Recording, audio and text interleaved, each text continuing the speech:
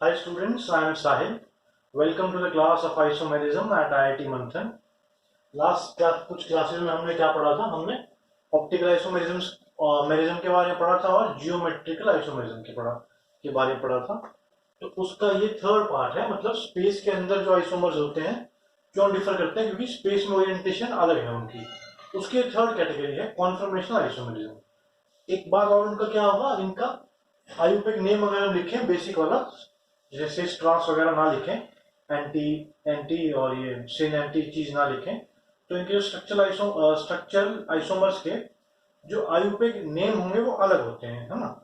But optical isomers के या फिर जियोमेट्रिकल आइसोमर्स के ये नाम अलग नहीं होते हैं, सेम होते हैं। तो उसी कैटेगरी में ये थर्ड है कॉन्फर्मेशनल आइसोमर। अब एक बार अगर जियोमेट्रिक आइसोमरिज्म का नाम अगर ध्यान में आए तो क्या क्या दिमाग में आएगा? उसके अंदर जियोमेट्रिक आइसोमेरिज्म में एक तो रिस्ट्रिक्टेड रोटेशन होती है ना, रिस्ट्रिक्शन फ्री नहीं होती। तो वो किसमें पॉसिबल हो पाती है? तो मेनली नाम किसका आता है दिमाग में? एल्कीन का आता है, फिर साइक्लो एल्केन्स का नाम आता है। साइक्लो एल्केन्स में भी रोटेशन फ्री नहीं होती और एल्कीन्स में भी फ्री नहीं होती। तो उसमें क्या होता है? रिस्ट्रिक्टेड रोटेशन होती है। फिर क्या कंडीशन आती है इसमें? अलग अलग ग्रुप्स हों, दोनों अलग अलग ग्रुप्स लगे हों जो डबल बॉन्ड में इन्वॉल्व है, जो या फिर साइक्लोएल्केन है जो सिंगल बॉन्ड में कार्बन इन्वॉल्व है, उन पे ग्रुप्स अलग अलग हों। और फिर उसकी नॉमेनक्लेचर में अलग अलग होती है, सिस ट्रांस, सिन एंटी, ये सब नॉमेनक्लेचर थे। फिर अगर ऑप्टिकल आइसोमेरिज्म में, तो इसके अंदर मेनली जो है रिस्ट्रिक्टेड रोटेशन में एक तो एल्कीन आता है और दूसरा कौन सा आता है एल्कीन के अलावा? साइक्लोएल्केन आता है। इसके अलावा बहुत छोटा पार्ट जो है स्पाइरो का भी है, एलीन्स का भी है ना, साइक्लो एल्कीन्स का भी है। फिर ऑप्टिकल आइसोमेरिज्म में हमारे दिमाग में पहले तो sp3 आता है, फिर दो पॉइंट्स आते हैं, कायरल भी हो, डाइसिमेट्री भी हो। डाइसिमेट्री में फिर क्या पॉइंट्स आते हैं? प्लेन ऑफ सिमेट्री ना हो, सेंटर ऑफ सिमेट्री ना हो। और अगर फिशर प्रोजेक्शन है, या एलिफेटिक है, तो फिर सेंटर ऑफ सिमेट्री तो हम चेक करते नहीं है, प्लेन ऑफ सिमेट्री पे फोकस करते हैं। मतलब कायरल है और ये दोनों पॉइंट्स चेक करते हैं। इनमें हमने अभी प्रॉपर्टीज नहीं पढ़ी थी, है ना। सिस ट्रांस में के जो आइसोमर्स हैं, बहुत दो चार प्रॉपर्टीज हैं उसकी, कैसे डिफरेंट होते हैं सिस और ट्रांस आइसोमर्स आपस में। और इनकी प्रॉपर्टी नहीं पढ़ी थी, है ना, कि ठीक है, ये तो था कि मिरर इमेज है, ये प्लेन पोलराइज लाइट को अलग अलग रोटेट करेंगे, एक अगर क्लॉकवाइज कर रहा है तो दूसरा एंटी क्लॉकवाइज करेगा, और कोई प्रॉपर्टी नहीं थी। तो इसमें ये एक तीसरे तरह का आइसोमर है। ये जियोमेट्रिक आइसोमर में क्या था? रिस्ट्रिक्टेड रोटेशन थी। इसमें फ्री रोटेशन का पॉइंट है सबसे पहले जो लिखेंगे हम, वो क्या है? First point is free rotation. अब फ्री रोटेशन किसमें होती है? सिग्मा पाई बॉन्ड पढ़े थे हमने केमिकल बॉन्डिंग में, उनके डिफरेंसेस पढ़े थे। फ्री रोटेशन होती है पाई में, सिग्मा में, पाई में रिस्ट्रिक्टेड रोटेशन होती है। और उसके बाद यही काम आएंगे वो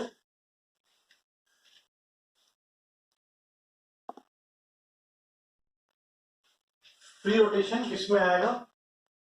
सिग्मा बॉन्ड में। कैसे था सिग्मा बॉन्ड? कैसे बनता है? जब दो ऑर्बिटल्स इस तरह से आपस में बॉन्ड बनाए, जैसे इथेन ले लेते हैं,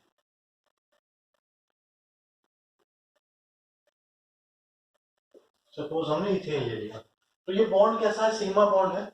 सिग्मा बॉन्ड की क्या खास बात है? कि उसमें रोटेशन फ्री है। लेकिन पॉइंट क्या है? देखो रोटेशन फ्री क्यों होती है सिंगल में? सपोज सिंगल बॉन्ड है, ये दो ग्रुप्स मान लो, ये दोनों हाफ दो ग्रुप्स हैं, सिंगल बॉन्ड में रोटेशन है, इजी है। या फिर ऐसे मान लो कि दो कार्डबोर्ड हैं, गत्ते हैं दो, और बीच में कील है, बीच में उनके नेल है एक। तो अगर सिंगल है तो आराम से रोटेट होते रहेंगे, मगर अगर दो कील हो फिर तो रोटेट नहीं हो पाएंगे। ऐसे ही तुम सिंगल और डबल बॉन्ड समझ सकते हो, अगर दो आ गए तब तो कैसे रोटेट होंगे? हाँ, करके देख लो, दो कार्डबोर्ड लो, दो कीले डाल लो आपस में, दो है तो रोटेट नहीं होंगे, एक है तो बढ़िया से रोटेट होता रहेगा। तो सिंगल बॉन्ड जो है एक्सियल ओवरलैप से बनता है और ये रोटेट हो सकते हैं आपस में। इनकी बॉन्ड में बॉन्ड की इसकी जो स्ट्रेंथ है उस पर फर्क नहीं पड़ेगा। जबकि अगर पाई बॉन्ड हो उसमें ऐसी ओवरलैपिंग होगी, ये थोड़ा बहुत भी रोटेट होते ही टूट जाएगा। तो पाई बॉन्ड में पॉसिबल नहीं होता ही फ्री रोटेशन, किसमें होती है? सिग्मा बॉन्ड में, इसमें। तो कन्फर्मेशन आइसोमर किससे रिलेटेड है? फ्री रोटेशन से है, इसलिए इसमें क्या होगा? सिग्मा बॉन्ड होगा। फिर उसके अलावा अब हम 100 हॉर्स नोटेशन में देखते हैं। 100 हॉर्स नोटेशन में इथेन को देखते हैं कैसे थी 100 हॉर्स। इथेन क्या होगा वैसे तो? CH3 और CH3, मतलब दो कार्बन है, ये भी 3 हाइड्रोजन के साथ, ये भी 3 हाइड्रोजन के साथ, तो ये बन सकता है 100 हॉर्स।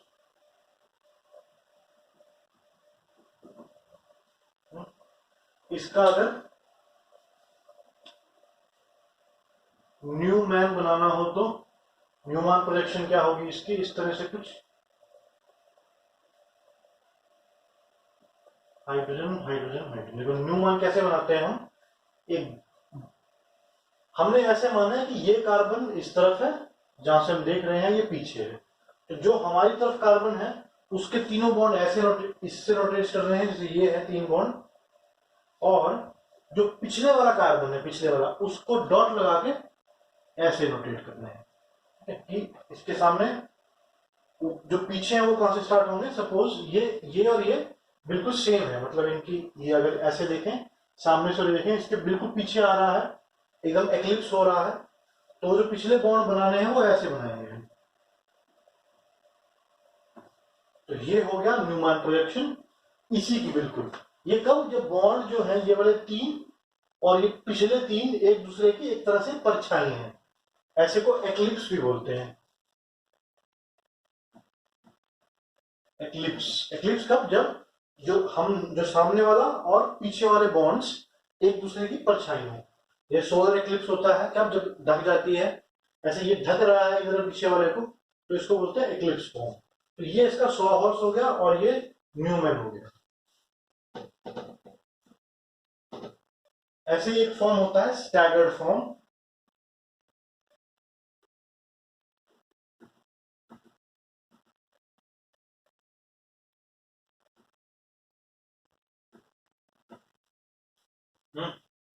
ये स्टैगर्ड फॉर्म है, ये दोनों एक्लिप्स हैं। स्टैगर देखते हैं कैसा होता है न्यूमैन में। ये फ्रंट वाले कार्बन के बॉन्ड्स और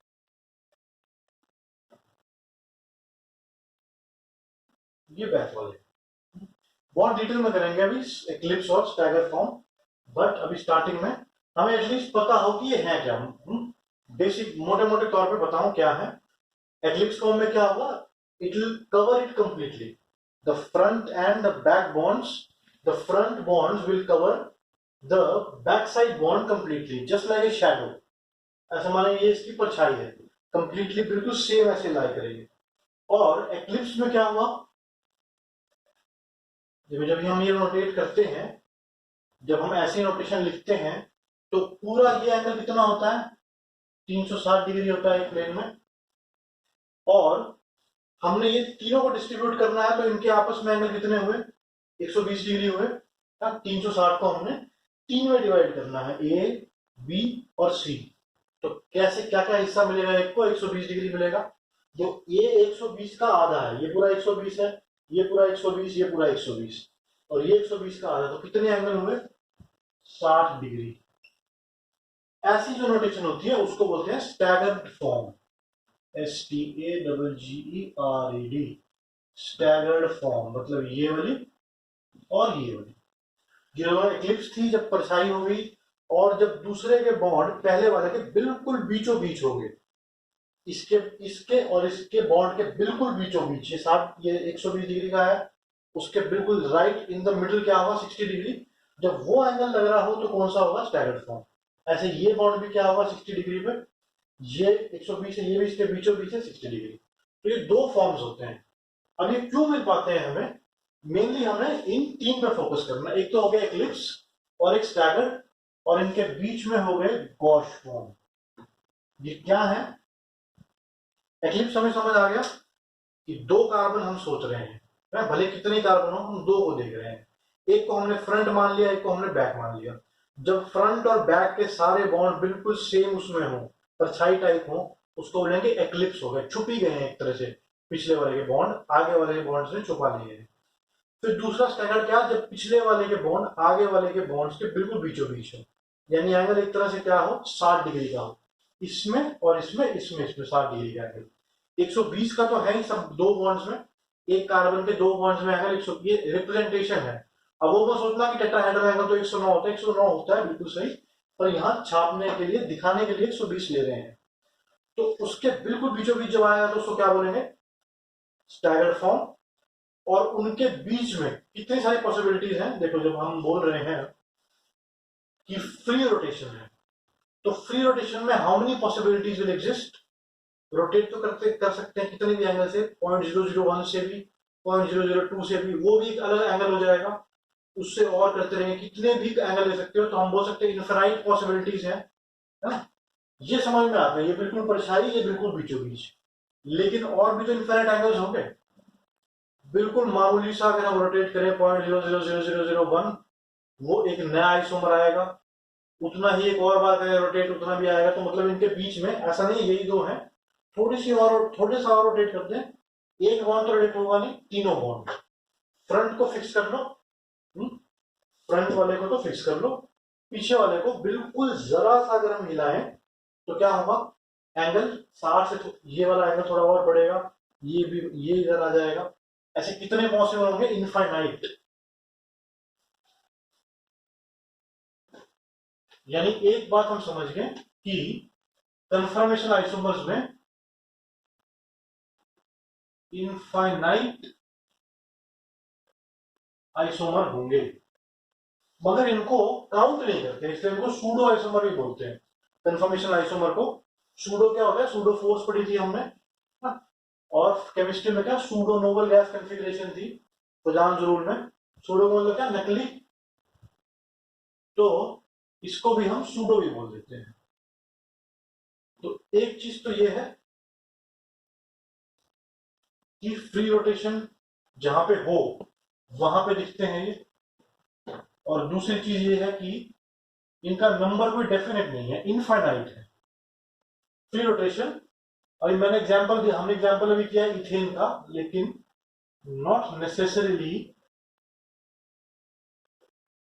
कार्बन कार्बन, कोई सा भी हो सकता है, कार्बन नाइट्रोजन में भी हो सकता है, सिंगल बॉन्ड कोई सा भी हो। और कौन से होता है ऑर्गेनिक में, कार्बन ऑक्सीजन का हो सकता है, कोई सा भी बॉन्ड हो सकता है। सिंगल नाइट्रोजन नाइट्रोजन हो सकता है, ऑक्सीजन नाइट्रोजन हो सकता है, सिंगल बॉन्ड होना चाहिए, फ्री रोटेशन होनी चाहिए, ये कंडीशन है। सेकेंड हमने देखा ऐसे ऐसे इनफाइनाइट बनेंगे और practically not possible to separate. जैसे हमने क्या पढ़ा था, जो ऑप्टिकल आइसोमर होते हैं वो क्या होते हैं, सेपरेट कर सकते हैं, दोनों के फंक्शन भी कई बार काफी अलग हो जाते हैं, तो अलग कर सकते हैं। सिस्टर्स बिल्कुल अलग हो गए, हमने देखा था मेल्टिंग पॉइंट, बॉइलिंग पॉइंट बहुत अलग अलग भी थे कईयों के। लेकिन कन्फर्मेशन आइसोमर को हम सेपरेट नहीं कर सकते प्रैक्टिकली, इतनी एनर्जी कम होती, कम डिफरेंस होता है। मतलब एक की एनर्जी अगर x है तो दूसरे की x प्लस 12 होगी मैक्सिमम, ठीक है। इतनी कम एनर्जी में 12-13 किलो जूल पर मोल का डिफरेंस जो होगा वो इतना नहीं है कि उसको सेपरेट कर दे। तो 12 किलो जूल पर मोल का डिफरेंस होता है लगभग। तो इससे क्या होगा, एक तो एटमॉस्फेयर के अंदर रूम टेम्परेचर पे ऑलरेडी इतनी एनर्जी है, कोलिजन मोलिजन जो हो रही है ऑलरेडी हवा से एब्जॉर्ब करके अपने आप भी घूमता रहेगा, फिक्स नहीं रहता एक। और सिस्टर्स में क्या था, एक जगह फिक्स हो गया। ऑप्टिकल में क्या था, एक आइसोमर बन गया अगर तो बन गया, दूसरे में चेंज नहीं होगा वो। इसमें क्या है, फ्री रोटेशन हो ही जा रही है, कभी वो बन रहा है कभी ये बन रहा है, तो पॉसिबल नहीं है कि हम एक को सेपरेट कर लें। इनफाइनाइट है, practically not possible to separate them. फिर एक अलग से पॉइंट क्या है, अगर क्वेश्चन आ जाए कि इस फॉर्मूले के C2H6, ये क्या है इथेन, इसमें अगर सपोज क्वेश्चन आए C3H8 C3H6Br2, इसके सारे आइसोमर लिखो स्ट्रक्चरल।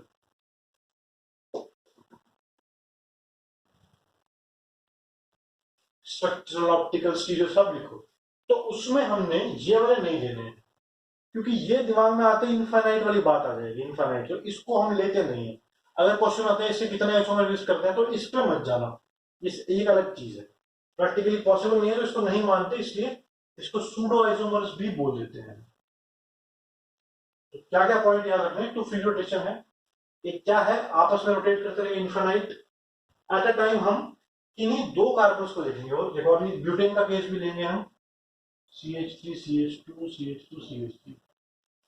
अब इसमें 3 और 4 कार्बनों को एक साथ नहीं देखेंगे, अच्छा आपस में क्या क्या एंगल चल रहे हैं, 3 को भी ले सकते हैं, दिमाग में आ सकता है कि तीनों में क्या एंगल चल रहा है, इसमें 0 0 है, इसमें 0 60 डिग्री है, नहीं, हमें सिर्फ अभी 2 कार्बन को ही लेके चलना है, उनमें कितने कितने एंगल बन रहे हैं, और जैसे जैसे एंगल वेरी हो रहे हैं वैसे वैसे आइसोमर्स बने जा रहे हैं।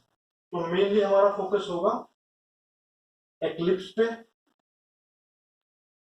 एक्लिप्स मतलब शैडो, ढकना। स्टैगर्ड बिल्कुल बीचों बीच, और इनके बीच में जितने भी आएंगे गॉश, उसको स्क्यू भी बोलते हैं, SKEW। इनफाइनाइट होंगे ये दो तो चलो काउंट कर सकेंगे, ये स्क्यू और गॉश कितने होंगे, इनफाइनाइट होंगे, तो इन दोनों पे हम फोकस करेंगे, ये तो एक अलग चीज होगी। मेनली हमारा फोकस इन 3 पे रहेगा। इसमें एक और चीज, मिनिमम स्टेबिलिटी हमेशा, मिनिमम स्टेबिलिटी हमेशा एक्लिप्स की होगी। एक्लिप्स की क्यों, बॉन्ड एकदम पास पास आ गए, रिपल्जन वगैरह होंगी आपस में, एनर्जी सिस्टम की बढ़ेगी। दो बॉन्ड्स को पास पास लाओगे, कुछ रिपल्जन तो होगी, अभी वो टाइप ऑफ रिपल्जन भी पढ़ेंगे, तो उसकी वजह से क्या होगा, एनर्जी बढ़ जाएगी। एनर्जी बढ़ने का मतलब क्या है, स्टेबिलिटी घट जाएगी। तो मिनिमम स्टेबिलिटी या फिर मैक्सिमम एनर्जी तो हम बोल सकते हैं हमेशा होगी एक्लिप्स की। मैक्सिमम स्टेबिलिटी में कई बार क्लैश हो जाता है, फॉर श्योर नहीं बोल सकते। अगर बात आए मैक्सिमम स्टेबिलिटी की तो फिर वो गॉश भी हो सकता, स्टैगर्ड भी हो सकता है, नहीं भी हो सकता है, उसका केस हम देखेंगे। एंटी भी हो सकता है, एक एंटी फॉर्म भी आएगा, लेकिन हाँ मिनिमम स्टेबिलिटी हमेशा एक्लिप्स की होगी for sure.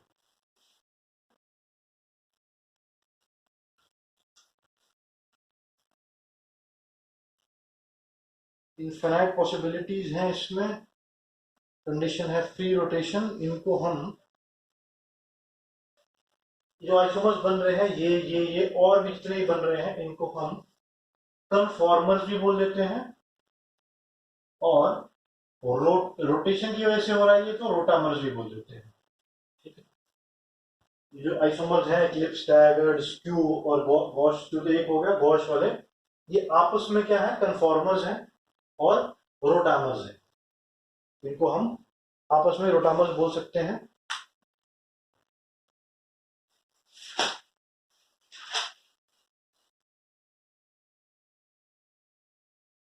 Now coming on to,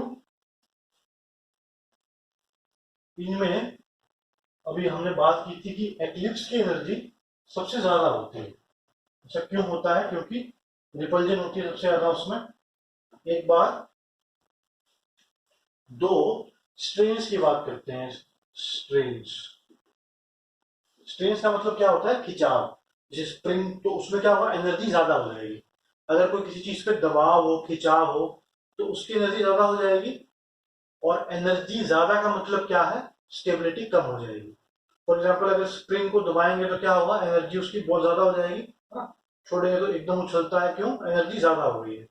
तो उस पर भी क्या हो सकता है, हमने स्ट्रेन लगाया किसी चीज पे, तो किसी चीज पे दबाव लगाएंगे, स्ट्रेन लगाएंगे तो क्या होगा, उसकी एनर्जी बढ़ेगी। हमें यहाँ पे डील करना है दो तरह के स्ट्रेन में, टॉर्जनल एंड टॉर्जनल की बात करते हैं, और एक वंडर वॉल होगा स्ट्रेन। टॉर्जनल स्ट्रेन क्या होगा, जो दो बॉन्ड है, सपोज अगर दो बॉन्ड पेयर हैं, इसमें क्या था, हमें फ्रंट वाला कार्बन और बैक वाला कार्बन, उनके जो बॉन्ड्स हैं, इथेन का एग्जांपल लिया था अभी हमने, और बनाते हैं इथेन को दोबारा से, हाइड्रोजन हाइड्रोजन हाइड्रोजन, और ये पीछे वाला कार्बन भी, तो ये दिखाने के लिए ऐसे थोड़ा सा इससे अलग लग रहा है, दिखाने के लिए है इसके बिल्कुल पीछे, अगर ऐसे रिप्रेजेंटेशन पे दी हुई है, इसके और पास ले जाओ हाइड्रोजन, ये क्या है, इसके बिल्कुल पीछे। नाउ इनमें भी रिपल्जन होगी, ये जो पीछे वाला कार्बन है इसके पीछे है, इसका 100 हॉर्स भी देखो, इधर भी वाई और इधर भी Y,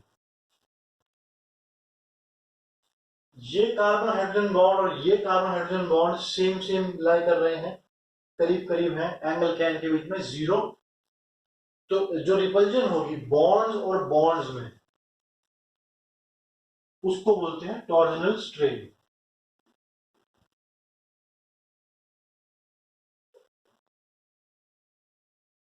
bonds, repulsion between two bonds is torsional strain. क्यों होगा वो, इलेक्ट्रोस्टैटिक फोर्स, कोई इसके पास भी इलेक्ट्रॉन है उधर भी इलेक्ट्रॉन है, इलेक्ट्रोस्टैटिक रिपल्जन तो होगी कुछ, जब बॉन्ड्स दो पास आएंगे, है ना।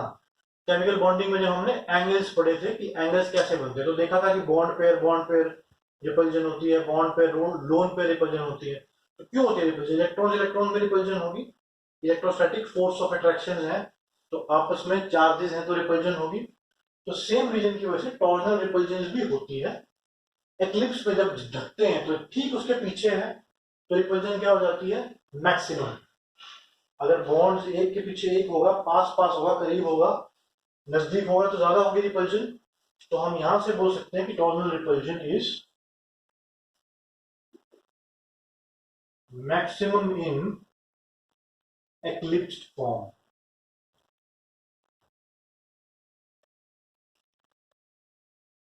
जब एक दूसरे को ढक लेता है तब बिल्कुल करीब हो जाते हैं बॉन्ड, आगे और पीछे। सेकेंड इज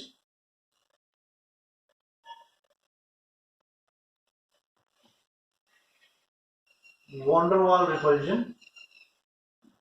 ये किस वजह से होती है, ये होती है मॉलिक्यूल को कुछ स्पेस चाहिए आप रहने के लिए, सपोज ब्यूटेन का एग्जांपल ले लेते हैं,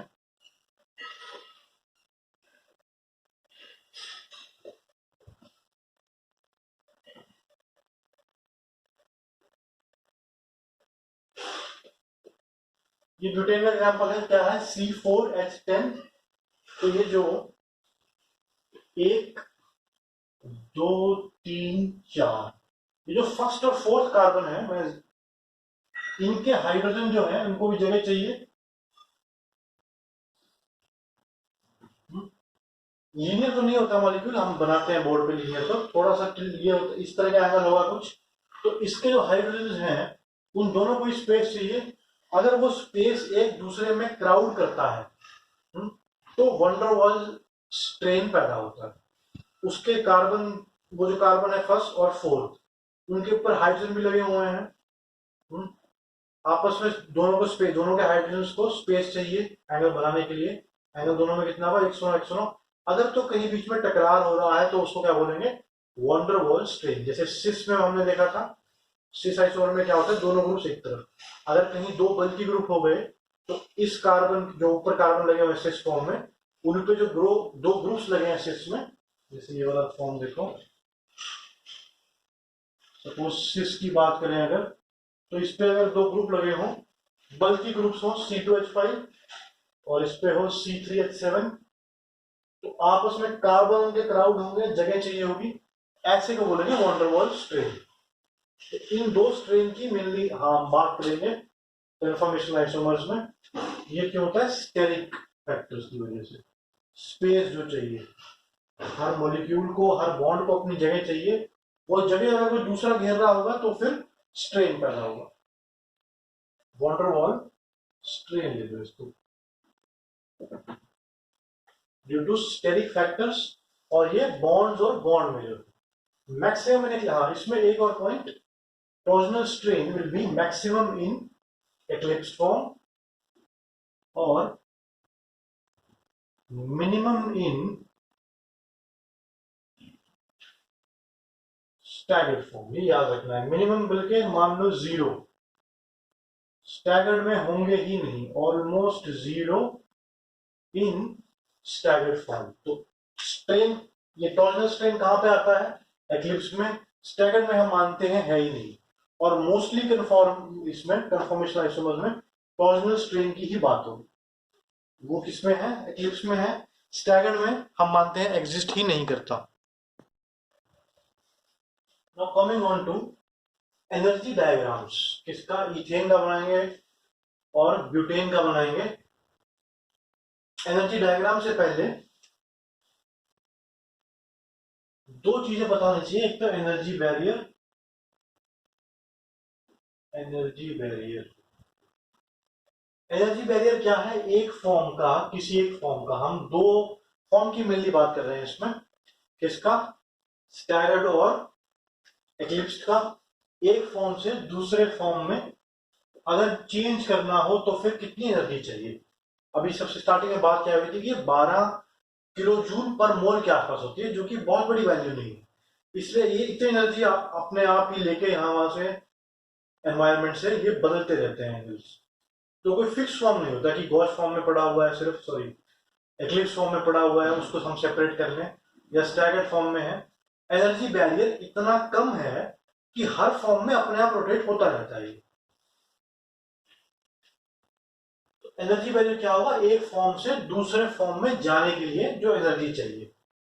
The energy required to change from one conformation to another conformation, या फिर energy required to change from one rotamer to another rotamer is called energy barrier. दूसरा डायहेड्रल एंगल। डायहेड्रल एंगल क्या है? अगर हम किसी की न्यूमैन प्रोजेक्शन बनाते हैं, फॉर एग्जांपल इसकी न्यूमैन प्रोजेक्शन बनाएंगे, तो इसका और इसका एंगल कितना हुआ? 60 डिग्री।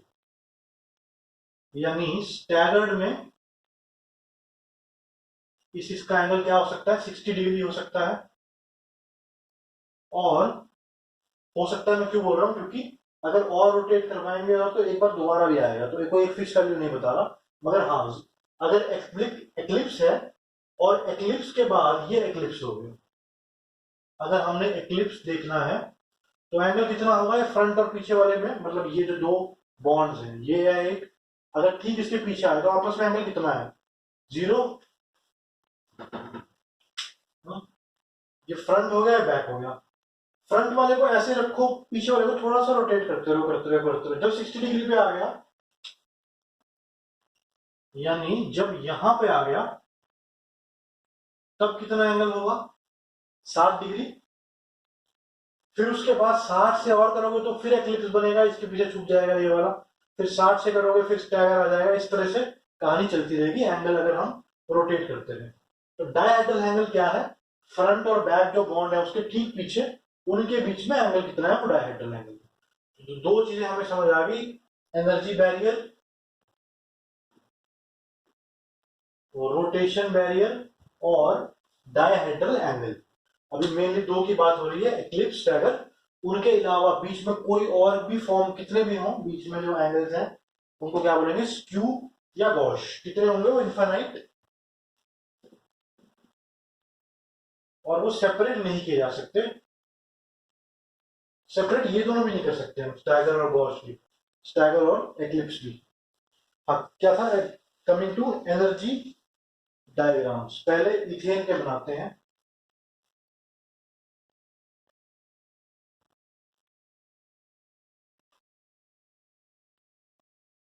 ये हो गया एनर्जी और ये हो गया एंगल। हमेशा ऐसे डायग्राम्स में we start with eclipse form. सबसे पहले हम इथेन का एग्जांपल ले रहे हैं। First example of ethane, C2H6 CH3 CH3। इसकी एक्लिप्स फॉर्म में 100 हॉर्स कैसा होगा? इसका फ्रंट और बैक में बिल्कुल स्ट्रेट आएंगे। और एक्लिप्स का न्यूमन कैसा होगा? फ्रंट और बैक एकदम परछाई के साथ। फिर इन्हीं का ही, इथेन का ही स्टैगर्ड कैसा होगा, 100 हॉर्स में 60 से अगर रोटेट करें, इसको 60 और न्यूमान में ऐसा होगा। मोस्टली हम न्यूमान को रेफर करते हैं, ये आने चाहिए स्टैगर्ड के भी और एक्लिप्स के भी। इथेन में तो बिल्कुल सिंपल केस होगा, तीनों बॉन्ड इसके हाइड्रोजन के, तीनों इसके हाइड्रोजन के। अभी जब हम प्रोपेन और ब्यूटेन में मूव करेंगे तो अलग अलग कार्बन कार्बन बॉन्ड भी आएगा। फिर ये इसका हो गया एक्लिप्स का और ये स्टैगर्ड का। ये कितने एंगल से रोटेट हुआ, 60 डिग्री। इसमें एंगल था 0 डिग्री। तो जब 0 डिग्री एंगल था तो एक्लिप्स में मैक्सिमम रिपल्जन होगी, मैक्सिमम टॉर्जनल स्ट्रेन होगा और मैक्सिमम एनर्जी होगी। और बिल्कुल स्टार्टिंग में हमने क्या पढ़ा था कि एक बात तो हम पक्का बोल सकते हैं, कोई भी मॉलिक्यूल हो उसके एक्लिप्स फॉर्म में मैक्सिमम एनर्जी होगी, मिनिमम स्टेबिलिटी होगी। तो मैक्सिमम से स्टार्ट करते हैं। एंगल जब 0 डिग्री था, यहां से 0 डिग्री ले लें तो एनर्जी भी मैक्सिमम थी।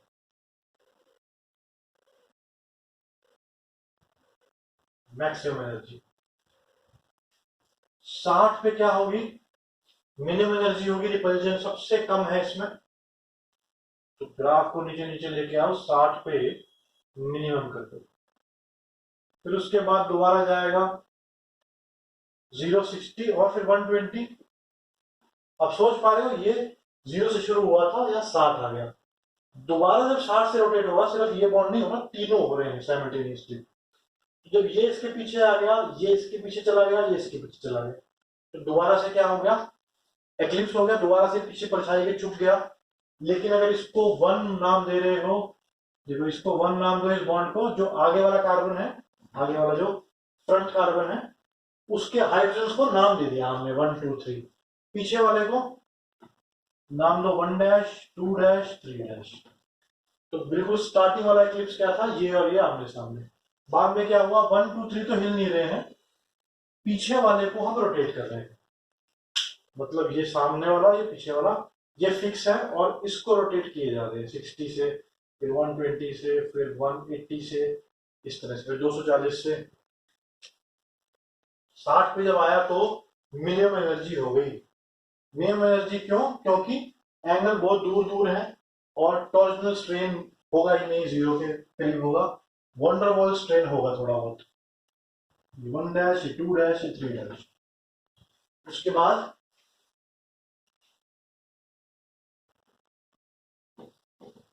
ये 2 दिख रहे हैं हमें।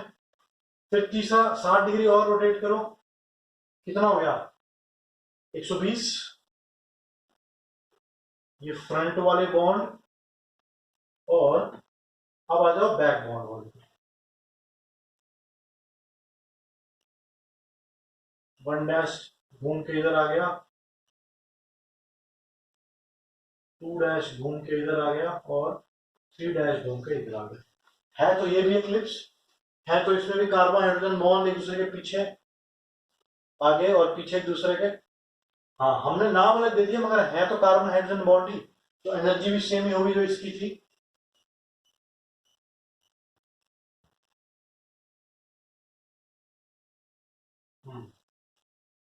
फिर 100, फिर 0 कब होगा, ये 120 पे मैक्सिमम हो गया।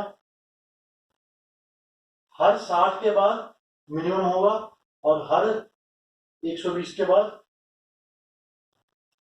हर 60 के बाद मैक्सिमम मिनिमम, फिर 60 के बाद मैक्सिमम, फिर 60 के बाद मिनिमम, इस तरह चलता रहेगा। क्यों, एक्लिप्स टैगर चल रहा है।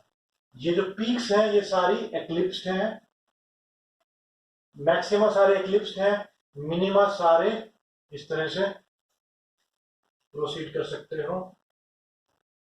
ये जो क्रेस्ट, ये जो मैक्सिमा है सारे एक्लिप्स हैं और ये जो मिनिमा है ये स्टैगर्ड है।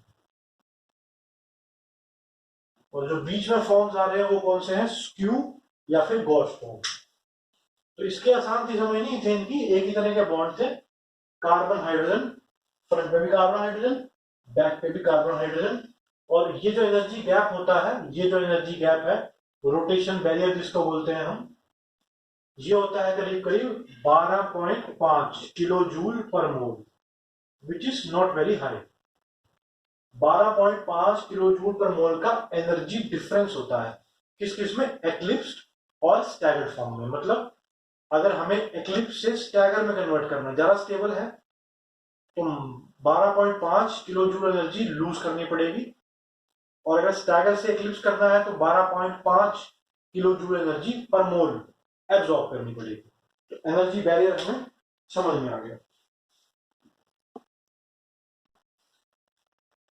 नाउ सेम अगर हम प्रोपेन में बनाएं तो प्रोपेन में क्या चीज अलग हो जाएगी, इसका स्ट्रक्चरल फॉर्मूला क्या होगा, CH3 CH2 CH3। ये फ्रंट मान लो, ये बैक मान लो। मैंने क्या बताया था, एट अ टाइम हम दो कार्बन्स को ऑब्जर्व करते हैं, फ्रंट और बैक। ये हमारा फ्रंट हो गया, ये बैक हो गया।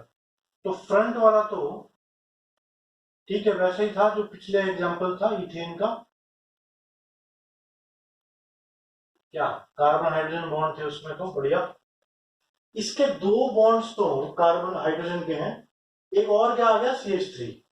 तो इसका एक्लिप्स फॉर्म कैसा बनेगा, हाइड्रोजन हाइड्रोजन और CH3। अब ये बल्कि ग्रुप कार्बन तो बल्कि है, तो इसमें एक और चीज क्या देखनी है हमें कि CH3 और हाइड्रोजन का, इन दोनों बॉन्ड्स का, मतलब ये पीछे वाले का CH3 वाला, और ये जो फ्रंट में था या हाइड्रोजन है, इसकी टॉर्जनल स्ट्रेन ज्यादा होगी हाइड्रोजन हाइड्रोजन से। साफ सी बात है, बल्कि भी ग्रुप है, हाइड्रोजन छोटा सा है, ये तीन बॉन्ड और ही बना रहा है आगे, वो उनकी भी रिपल्जन होगी इससे। तो इसकी रिपल्जन जो है, टॉर्जनल स्ट्रेन जो है, इससे ज्यादा होगा। तो इसमें जो एनर्जी डिफरेंसेस है वो भी काफी ज्यादा आएंगे। तो चेक करते हैं, बनेंगे इसमें वैसे ही। ये कौन सा फॉर्म है, एक्लिप्स्ड फॉर्म है। जनरली CH3 को ऊपर लेते हैं, इसको हाईलाइट करने के लिए कि अब क्या एनवायरनमेंट चेंज हुआ है। पिछले में फ्रंट कार्बन ऐसा ही था, सारे कार्बन हाइड्रोजन बॉन्ड, बैक वाले में तीनों हाइड्रोजन बॉन्ड्स थे, इसमें बैक वाले में एक CH3 आ गया। इतना ही चेंज है इथेन और प्रोपेन में।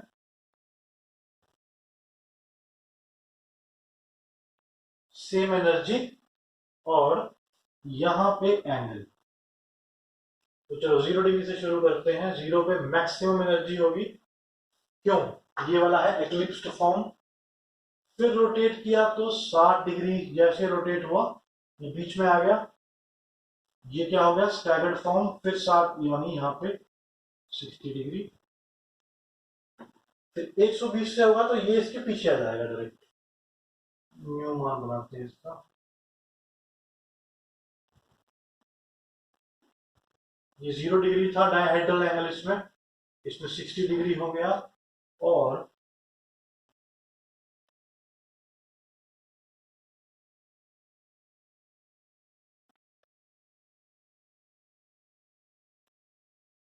इसमें फिर जब 180 डिग्री रोटेट हुआ, मतलब यहां से CH3 हमारा यहां था पहले, यहां से चल के इधर आ गया, तो 120 डिग्री का रोटेशन हुआ। और यहां पे फिर से एक मैक्सिमा आ गया 120 डिग्री। तो वही कहानी बिल्कुल सेम है, एक सिर्फ एक चीज क्या हुआ है, कार्बन हाइड्रोजन के बॉन्ड की जगह यहाँ पे कार्बन और CH3 बॉन्ड आ गया, कार्बन कार्बन बॉन्ड आ गया। उसकी वजह से जो ये है जो एनर्जी बैरियर या फिर रोटेशन बैरियर, वो कितना था पिछले केस में, 12.5, इसके अराउंड, इसके इसमें 14 के आसपास हो जाएगा, 13.7 किलो जूल पर मोल के आसपास। एनर्जी बैरियर क्यों बढ़ा है, या फिर टॉर्जनल क्यों बढ़ा है, क्योंकि टॉर्जनल स्ट्रेन बढ़ा है। टॉर्जनल स्ट्रेन कितना था पहले, इसकी वजह से था, अब इसकी वजह से है, इसमें ज्यादा है, तो साफ सी बात है इसकी वैल्यू भी कुछ बढ़ेगी as compare to previous. Now coming on to butane. अब ब्यूटेन में क्या चेंज हुआ, इसका स्ट्रक्चरल फॉर्मूला क्या होगा, ये है। इसमें हम इसको और इस कार्बन को व्यू कर रहे हैं, इसका न्यूमन प्रोजेक्शन देखते हैं कैसा है। CH3 एच एच, पीछे वाले के पास भी CH3 है, फ्रंट वाले के पास भी। दैट मीन्स ये जो एंगल है, ये जो बॉन्ड है CH3, ये हाइड्रोजन, ये हाइड्रोजन। अब देख रहे हो क्या चेंज है। प्रोपेन से देखें तो प्रोपेन में पिछला जो कार्बन था उसके बॉन्ड्स तो यही थे, CH3 था और ये 2 हाइड्रोजन थे। अब इसमें ब्यूटेन में फ्रंट वाले में भी 2 हाइड्रोजन है, एक ये बॉन्ड भी चेंज हो गया। तो इसको अगर अब इसका डायग्राम बनाए, एनर्जी और एंगल, जब CH3 और CH3 आपस में, इसमें क्या होगा देखो, एक्लिप्स कौन कौन से बनेंगे। एक बार तो CH3 CH3 के पीछे, ये कौन सा हो गया, फुली एक्लिप्स्ड। ठीक है, फुली एक्लिप्स क्यों, क्योंकि CH3 अभी CH3 के पूरी तरह से बिहाइंड है, और इनमें सबसे ज्यादा टॉर्जन स्ट्रेन भी होगा CH3 CH3 में। जब CH3H के पीछे होगा, है तो वो भी eclipsed, but that is not fully eclipsed. Fully eclipsed ये है, मैक्सिमम रिपल्जन इसमें है, जो CH3 CH3 की रिपल्जन है इसमें, इस एक्लिप्स में। और इसमें जब CH3 यहां आएगा, उसमें इनकी रिपल्जन होगी, कौन सी ज्यादा होगी, ये होगी। तो इस वाले एक्लिप्स की एनर्जी भी ज्यादा होगी, स्टेबिलिटी भी कम होगी। जब सारे बॉन्ड हाइड्रोजन थे तो ऐसा एक्लिप्स हुआ, ऐसा एक्लिप्स हुआ, एक ही बात पड़ रही थी। फिर आगे फ्रंट में हाइड्रोजन है तीनों, प्रोपेन की बात कर रहा हूं मैं, पिछले में एक हाइड्रोजन कार्बन आ गया, तब भी बात एक थी रिपल्जन की हाइड्रोजन कार्बन में, ये यहाँ गया तब भी कार्बन हाइड्रोजन में, तब भी। इसमें बात अलग अलग आ गई, तो इसको बोलेंगे हम फुली एक्लिप्स्ड। फुली एक्लिप्स मतलब मैक्सिमम रिपल्जन अब यहीं पे है, तो इसकी एनर्जी भी मैक्सिमम, ये 0 डिग्री ले लो।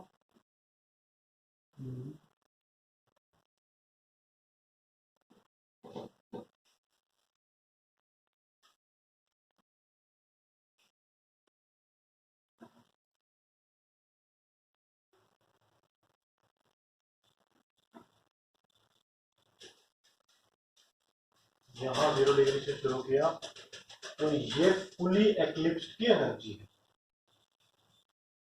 फुली एक्लिप्स्ड। उसके बाद स्टैगर आएगा, CH3HH, CH3HH, ये क्या हो गया, स्टैगर। इसको भी बोलते हैं पार्सली स्टैगर। पार्सली स्टैगर क्यों, ये बिल्कुल ऑपोजिट तो नहीं है। एक केस ये भी आएगा जब ये इसके बिल्कुल नीचे होगा, एंटी बोलते हैं उसको, उसमें तो रिपल्जन सबसे कम होगी इन दोनों का, आपस में बहुत दूर दूर हो जाएंगे, बल्कि ग्रुप्स हैं, तो एनर्जी मिनिमम उसमें होगी। हर हर स्टैगर फॉर्म इसमें सेम एनर्जी का नहीं है। इथेन में था, प्रोपेन में भी था, इसमें हर स्टैगर्ड फॉर्म की एनर्जी सेम नहीं है। जब तक ये मैक्सिमम दूर नहीं हो जाते, वो सबसे स्टेबल होगा, सबसे स्टेबल स्टैगर्ड फॉर्म होगा, ये नहीं सबसे स्टैगर्ड, तो इसको पार्शली स्टैगर्ड बोल देते हैं। यानी जब 60 डिग्री से रोटेट किया तो ये फॉर्म आया हमारे पास, फिर 60 से और रोटेट करते हैं, वो कैसा होगा, फुली एक्लिप्स तो नहीं होगा, वो पार्शली एक्लिप्स होगा। मतलब ये है हमारा पार्शली स्टैगर्ड, और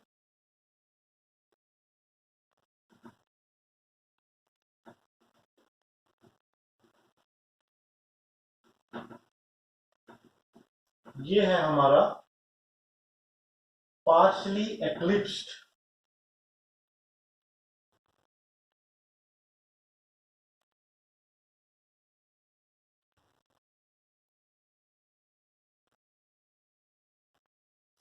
ये पार्शली स्टैगर्ड, वो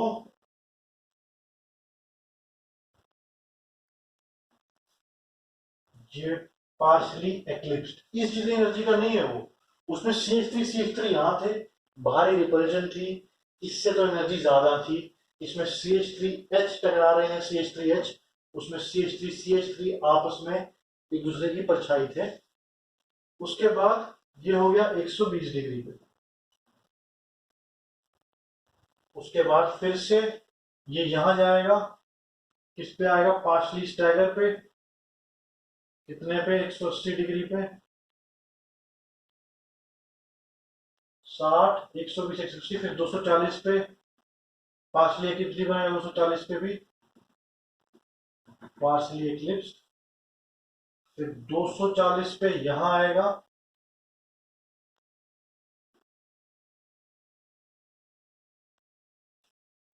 यानी 60 पार्शली स्टैगर्ड, 120 पार्शली एक्लिप्स्ड, 240, सॉरी 60, 120, 180, 240 पे ये आ गया, फिर 300 पे यहां, और फिर ये यहां पे आएगा 360, 360 पे सेम मिल जाएगा। हाँ, एक और चीज, ये इधर कब आया, इधर CH3 यहां कब आया, कितने एंगल से चला, 180 डिग्री पे। अब 180 पे आओ दोबारा से, तो 180 पे फुली स्टैगर्ड होगा जब ये बिल्कुल दोनों एंटी आ जाएंगे। स्ट्रक्चर बना देता हूं फुली का भी, ये जो स्ट्रक्चर है CH3,